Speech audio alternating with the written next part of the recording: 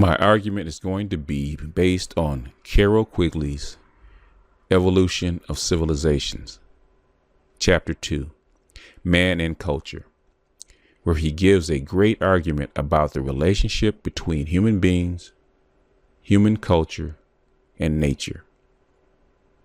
He argues that there is no separation between those three entities.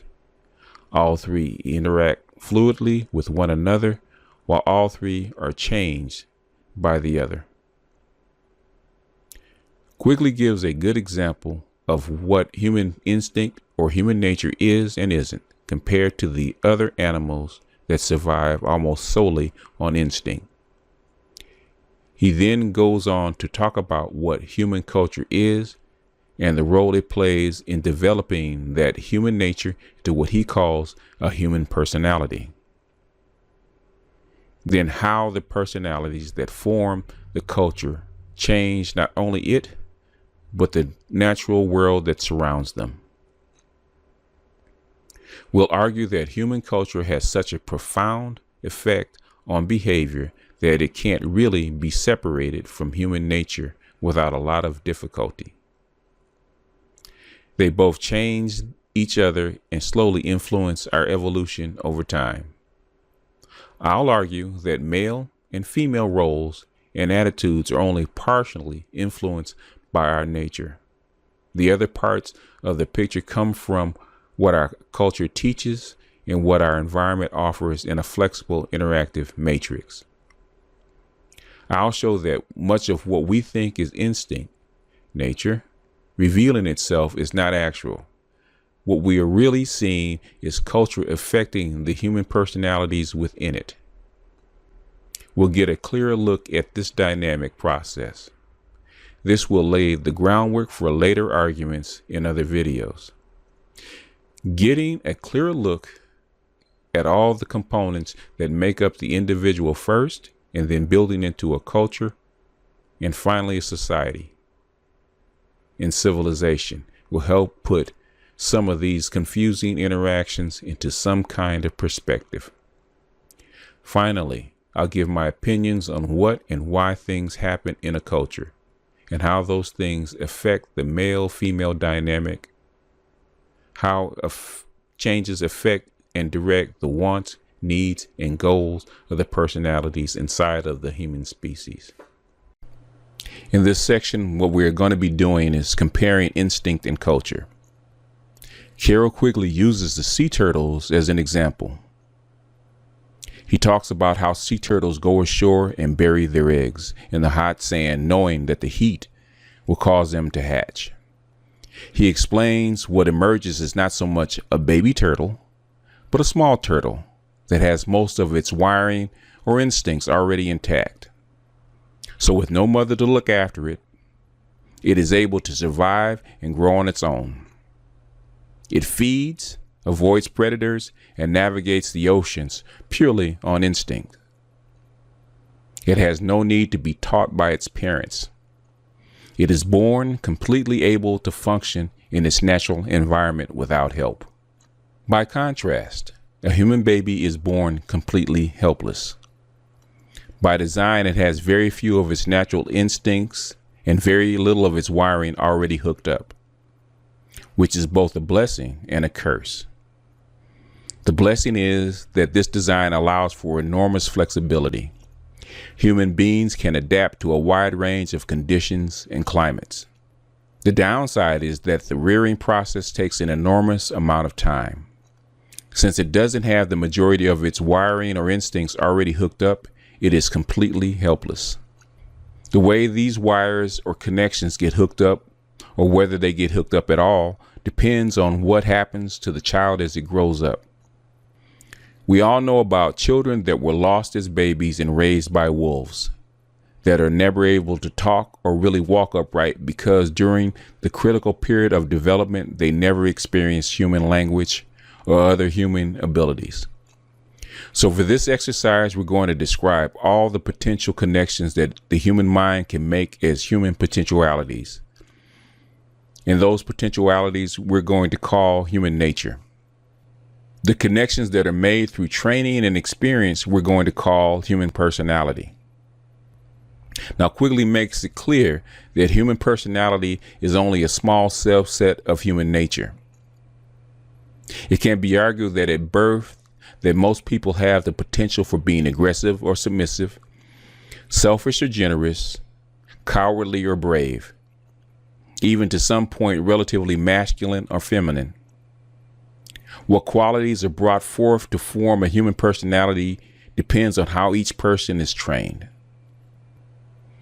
For example, compare how boys and girls were trained in the 1950s, say, versus the 1990s. Most would say the females that were trained during that period were a lot more docile and pliable compared to their male counterparts. Under feminism, the females that were trained in the 1990s are a lot closer in aggression to their male counterparts. So there is a very strong correlation between training and experience and personality. While not all personalities are the same, they all share a very consistent traits amongst individuals. This is, of course, evident from the consideration already mentioned, namely that human beings are helpless at birth and must be cared for and trained during a period of many years. The way in which they are cared for and trained depends largely on the personalities of the people whom they encounter as they are growing up. But these personalities again depend on the way which these adults were reared. Thus, there appear in any society certain patterns of action, of belief, and of thought that are passed on from generation to generation, always slightly different, both from generation to generation and from person to person in any single generation, but possessing a recognizable pattern. This pattern depends not only on the way people are trained to act, to feel, and to think, but also more concrete manifestations of their own social environment, such as the kind of clothes they wear, the kind of shelters in which they live, the kind of tools they have for making a living, the kind of food they eat and how they eat it, the kind of toys they have to amuse themselves, as well as the kind of weapons they have to defend themselves. All of these things, patterns of action, feeling, and thought, as well as concrete objects used in these activities, are known in the social sciences as culture. In the last section, we talked about human nature, human potentialities, and human culture. Human potentialities develop through training. In this section, we're going to talk about human culture. Human culture we define as a social heritage passed down by the trained human personalities in the social group, and how this social heritage, even while differing slightly from person to person and generation to generation, forms consistent patterns of actions, feelings, and thoughts inside that social group. While other creatures are surrounded by their natural environment, human beings interact on a different plan. Human culture intervenes as a kind of buffer between them and their natural environment. This active buffer penetrates humans on one hand and the environment on the other, changing both.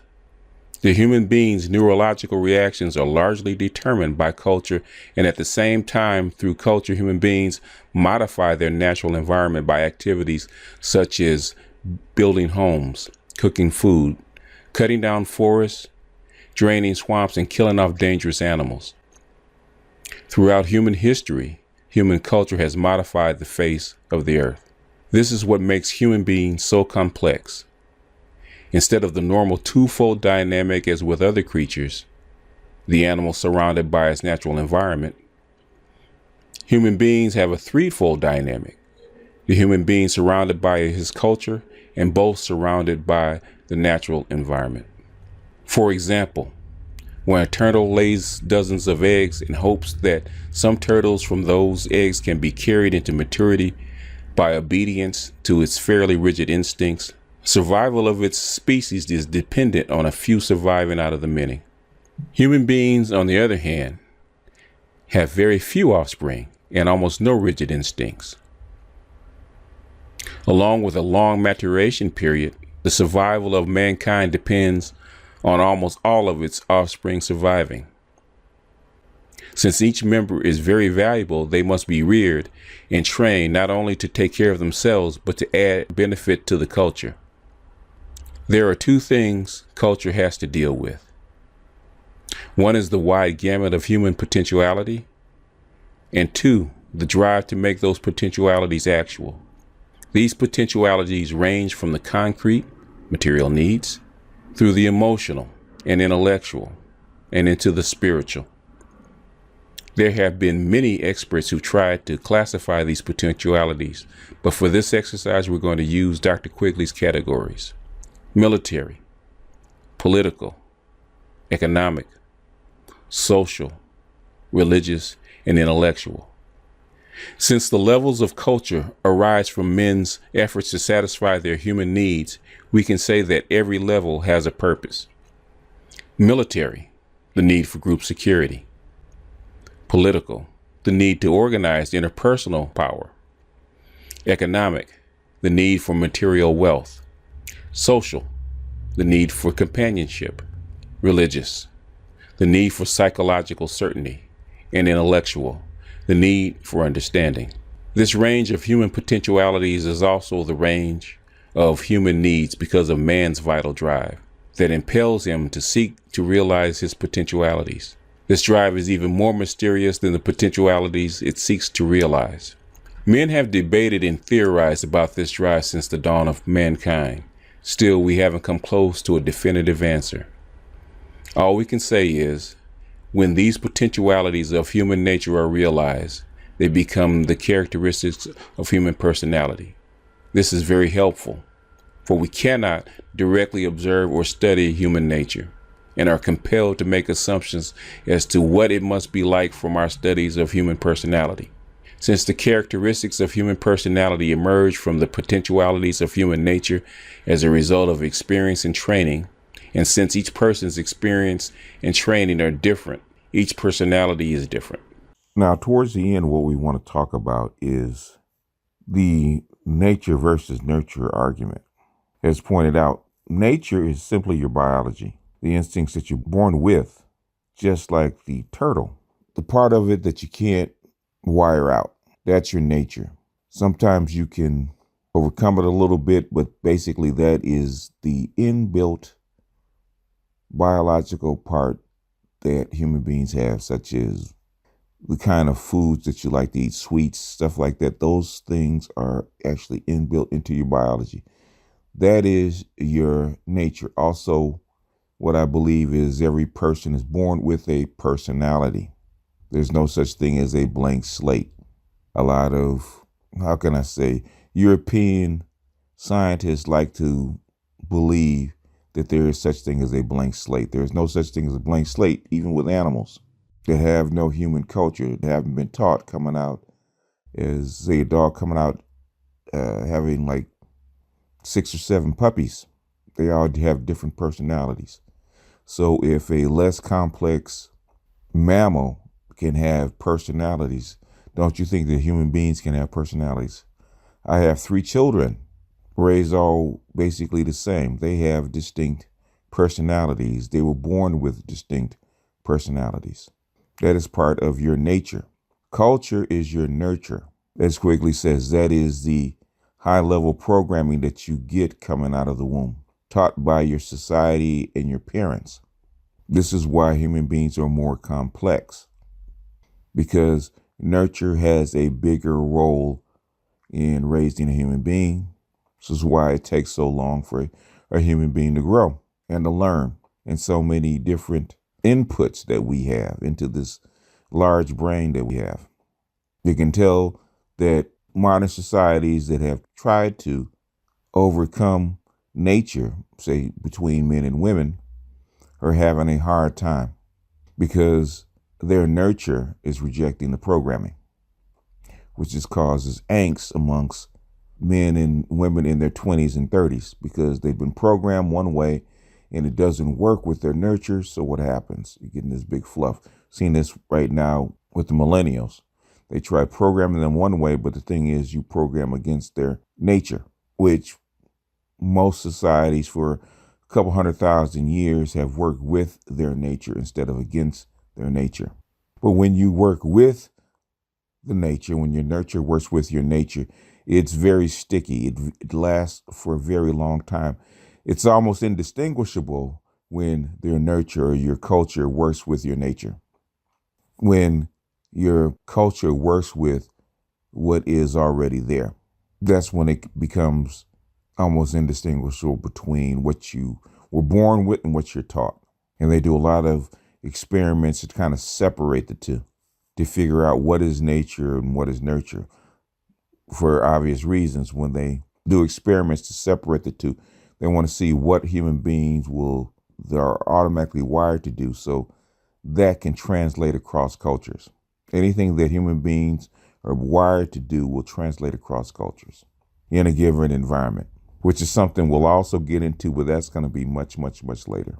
But anyway, I want to keep these videos down to a reasonable amount so that you guys can actually follow them without getting too bored. So with that, this is BGS out, and I'll see you guys on the next one. Peace.